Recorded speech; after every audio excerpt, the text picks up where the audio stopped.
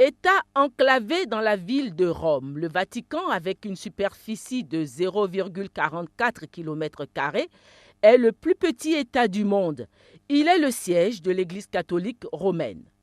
La visite du président de la République Alassane Ouattara ce vendredi 16 novembre au Saint-Siège s'inscrit certes dans la continuité des relations d'amitié entre les deux États que sont la Côte d'Ivoire et le Vatican, mais elle a aussi un deuxième sens, car en effectuant cette visite à sa demande personnelle, le président de la République Alassane Ouattara démontre ainsi encore une fois son attachement à l'ouverture religieuse qui a toujours prévalu en Côte d'Ivoire.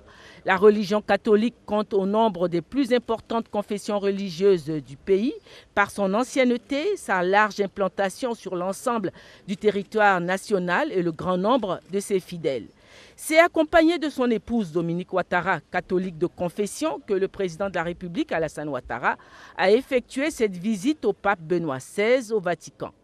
Il était 10h47, soit 9h47 heure GMT ce vendredi 16 novembre, quand la voiture du président de la République est entrée dans la cour intérieure du palais papal dans la cité du Vatican. Le président de la République et son épouse et la délégation qui l'accompagne ont été introduits dans les appartements pontificaux.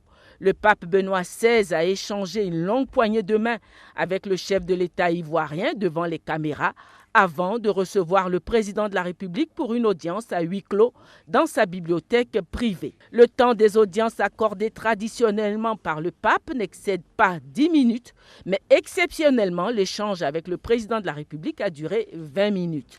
À la fin du huis clos, la première dame et l'ensemble de la délégation ont été conduits pour saluer à leur tour le pape Benoît XVI. Les salutations ont été suivies d'un échange de cadeaux. Le président de la République a offert un jeu d'échecs en ivoire. Le pape Benoît XVI a offert au président de la République une plaquette représentant la basilique Saint-Pierre de Rome sur un support en marbre.